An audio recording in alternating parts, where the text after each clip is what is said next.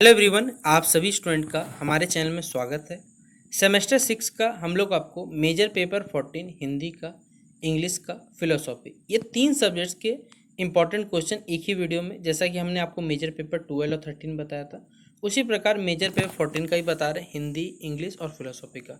तो चलिए वीडियो को शुरू करते हैं। वीडियो पसंद आए वीडियो को आप लाइक करें, चैनल पर न्यू है सब्सक्राइब करें, साथ में बेल आइकन पर क्लिक करें ताकि इसी प्रकार जब न्यू वीडियो आएगा सबसे पहले आपको अपडेट मिल जाएगा। ठीक है, तो आपके सिलेबस के यूनिट के हिसाब से मैं आपको इंपॉर्टेंट क्वेश्चन बता रहा हूँ।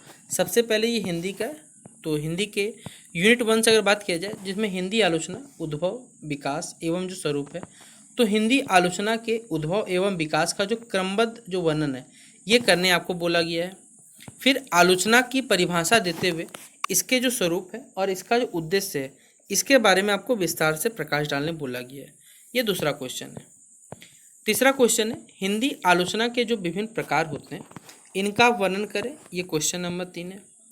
क्वेश्चन नंबर 4 है, एक सफल आलोचक के जो आवश्यक गुण होते हैं इनका वर्णन करते हुए और साथ ही साथ आलोचक के जो प्रमुख दोष होते हैं, मतलब एक सफल आलोचक है उसके आप गुण भी बताइए, और साथ ही साथ आलोचक के जो प्रमुख दोष होते हैं इनके बारे में विवेचना करने बोला गया है। तो यूनिट 1 से या इकाई 1 से आपके 4 सवाल इंपॉर्टेंट रहने वाले हैं। यूनिट 2 में अगर बात करें तो प्रमुख आलोचनात्मक सिद्धांत के बारे में बात करें तो पहला ही सवाल इंपॉर्टेंट कर लीजिएगा, मार्क्सवादी आलोचना से आप क्या समझते हैं, इसके प्रमुख जो सिद्धांत हो गए और इसकी जो विशेषताएं हैं इनका आपको विवेचना करना है। फिर यथार्थवादी आलोचना की जो अवधारणा है इसको स्पष्ट करते हुए इसके जो प्रमुख तत्व हो गए और इसकी जो विशेषताएं होगी इसके बारे में आपको वर्णन करना है। फिर मनोविश्लेषणवादी आलोचना क्या होता है और साहित्य के अध्ययन में जो मनोविश्लेषणवाद होता है इसका जो महत्व है इसके बारे में स्पष्ट करने बोला गया है। फिर अगला सवाल है, आधुनिकता की अवधारणा और इसके जो प्रमुख जो विशेषताएं होगी इनका आपको विस्तार से व्याख्या करना है। फिर उत्तर आधुनिकता क्या होता है, इससे आप क्या समझते हैं, इसकी प्रमुख विशेषताएं और इसका साहित्य पर इसका जो प्रभाव है इसके बारे में विवेचना करने बोला गया है। यूनिट 3 में आपको प्रमुख हिंदी आलोचक के बारे में आचार्य रामचंद्र शुक्ल के जो आलोचना सिद्धांत हो गए और हिंदी आलोचना में उनका जो योगदान है इसका आपको मूल्यांकन करना है।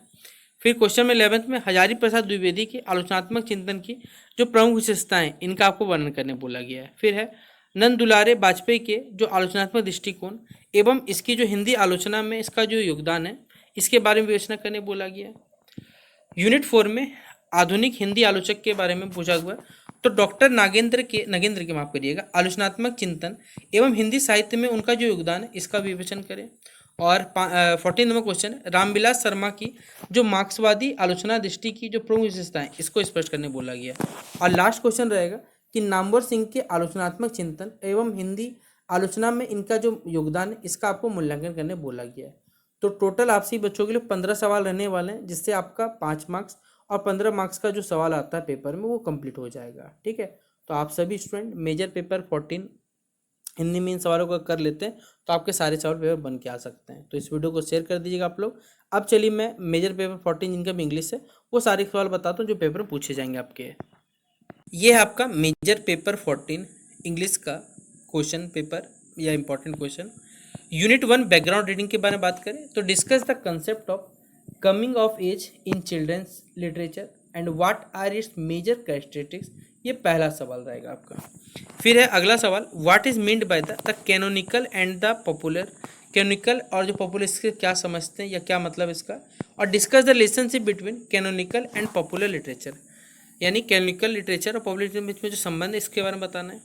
फिर अगला क्वेश्चन है, discuss the role of ethics and education in children's literature and how can children's literature जो है वो इन्फ्लुएंस करता है यंग रीडर्स को, हमें बताना है। फिर क्वेश्चन नंबर 4 है, examine the explain the significance of sense and nonsense in children literature, children literature में सेंस और नॉनसेंस के बारे में आपको यहाँ पर एक्सप्लेन करने बोला गया है। फिर अगला क्वेश्चन रहेगा कि ग्राफिक नोवेल क्या होता है और इसके जो मेजर कैरेक्टरिस्टिक्स है वो बताना है, और इसका क्या सिग्निफिकेंस यानी क्या महत्व है हमारे पास है लिटरेरी फॉर्म में, ये बताना है। अगला है discuss the relationship between popular literature and the market, ये बताना है। And how does the market influence, market किस पर इन्फ्लुएंस करता है पॉपुलर लिटरेरी टेक्स्ट को, ये बताना है। ठीक है, ये यूनिट 1 से जुड़ा हुआ सवाल जो आपके पेपर में पूछा जा सकता है। यूनिट 2 में चिल्ड्रंस लिटरेचर के बारे में तो डिस्कस करना है लुइस कैरोल्स का through the looking glass as a work of children literature, ये पहला सवाल रहेगा। फिर दूसरा सवाल रहेगा, discuss the elements of fantasy, imagination and nonsense in Lewis Carroll through the looking glass. फिर डिस्कस करना है सुकुमार रॉय का the sons of Ramgaroo and Khichuri as example of nonsense literature. Unit third आपका जो डिटेक्टिव फिक्शन उससे जुड़ा हुआ सवाल लिखा हुआ है, तो डिस्कस करना है अगाथा क्रिस्टीस को the murder of Roger acquired as a detective fiction, ये बताना है। फिर क्वेश्चन नंबर 11 हमारे पास है कि discuss the role of suspense, mystery and investigation in the murder of Roger Ackroyd, ठीक है, रॉजर एग्रॉड। यूनिट 4 में आपको रोमांस और क्लिक के बारे में तो डिस्कस करना है डेफ एंड डू मॉरियस का Rebecca as a romantic novel, ये बताना है। फिर question number 13 discuss the major themes of Rebecca with special reference to identity, minority और सॉरी मेमोरी, माफ करिए माइनॉरिटी बोल रहा हूँ, मेमोरी, मिस्ट्री एंड रिलेशनशिप, ये क्वेश्चन 13 रहा। ग्राफिक फिक्शन से डिस्कस करना है Vishwajyoti Ghosh this side that side restoring partition as a work of graphic fiction and how does it represent the experience of partition, ये बताना है। और यूनिट 6 जो है आपका साइंस फिक्शन से तो डिस्कस करना है आइजैक एसिमोव का Nightfall as a scientific fiction short story और discuss its major theme, setting and treatment of human civilization. तो ये रहा आपका मेजर पेपर 14 इंग्लिश के सवाल जो आपके पेपर में पूछे जाएंगे। तो जिन भी स्टूडेंट्स का इंग्लिश है आप सभी इस वीडियो को शेयर कर दीजिएगा और सबसे पहले चैनल को लाइक कर लीजिएगा, चैनल को आप करिएगा, वीडियो को लाइक और शेयर कर दीजिएगा आप लोग, ठीक है। अब चलिए मैं आपको फिलोसॉफी के जो सवाल पेपर बन सकते हैं वो बताता हूँ आपको। ये है आपका सेमेस्टर 6 का मेजर पेपर 14 सोशोलॉजी बोल रहा हूँ, माफ करिएगा, फिलोसॉफी एंड दर्शन शास्त्र के सवाल। तो यूनिट 1 जड़ चेतना की समस्या से, तो भारतीय दर्शन में जड़ चेतन की जो समस्या, इससे आप क्या समझते हैं और सांख्य दर्शन के संदर्भ में इसकी जो व्याख्या, इसके बारे में बताना है। फिर है अद्वैत वेदांत में जो जड़ है और जो चेतन है, ठीक है, इसकी समस्या को आपको क्या करना है, यहाँ पर स्वरूप स्पष्ट करने बोला गया। फिर है विशिष्टवाद जो द्वैत वेदांत हो गया, इसमें जड़ चेतन जो संबंध, इसकी व्याख्या आपको करने बोला गया। फिर है सांख्य हो गया, अद्वैत वेदांत हो गया और जो विशिष्ट द्वैत वेदांत हो गया, इनमें जड़ चेतन की जो समस्या है इसका आपको तुलनात्मक अध्ययन करने बोला गया है। यूनिट 2 में इकाई 2 में प्रमाण एवं जो प्राणायामवाद है इसके बारे में बताना है। तो भारतीय दर्शन में प्रमा और जो प्रमाण की अवधारणा को स्पष्ट करते हुए प्रमा का जो स्वरूप हो गया और इसके जो प्रमाण है, ठीक है, इसके महत्व की आपको व्याख्या करनी है। फिर प्रत्यक्ष प्रमाण की परिभाषा देते हुए उसके जो स्वरूप एवं उसके जो प्रकार है इसका आपको व्याख्या करने बोला गया 6 नंबर क्वेश्चन में। अगला क्वेश्चन नंबर 7 है अनुमान प्रमाण क्या होता है, इसके स्वरूप, प्रकार और इसकी जो प्रक्रिया है इसका आपको विस्तार से वर्णन करने बोला गया। फिर शब्द है, उपमान, अर्थपत्ति एवं जो अनुपलब्धि, ये सभी प्रमाण का परिचय देते हुए इनके स्वरूप को स्पष्ट करना है। और भारतीय दर्शन में जो प्रमाणवाद जो समस्या को विवेचना करना है और प्रमाणम के लिए के यहाँ संबंध में जो विभिन्न दार्शनिक जो मत है इसको आपको स्पष्ट करना है। फिर क्वेश्चन नंबर 10 है कि भारतीय दर्शन में जो ज्ञान की समस्या से क्या तात्पर्य है और ज्ञान के स्वरूप एवं इसकी जो प्रकृति, इसका विवेचना करना है। फिर क्वेश्चन 11 है कि ज्ञान की प्रकृति का वर्णन करते हुए ज्ञान के विषय, स्वरूप और प्रामाणिकता की समस्या को स्पष्ट करना है। क्वेश्चन नंबर 12 रहेगा कि भारतीय दर्शन में यथार्थवाद ज्ञान एवं जो अयथार्थवाद ज्ञान है इसकी समस्या का विवेचन करें क्वेश्चन नंबर 12 में।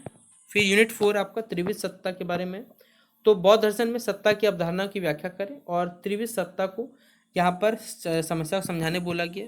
फिर अद्वैत वेदांत में जो त्रिविध सत्ता जिनमें प्रतिभासिक, व्यवहारिक और जो परमार्थिक व्यवस्था है इसका आपको विस्तार से वर्णन करने बोला गया या वर्णन करने बताया।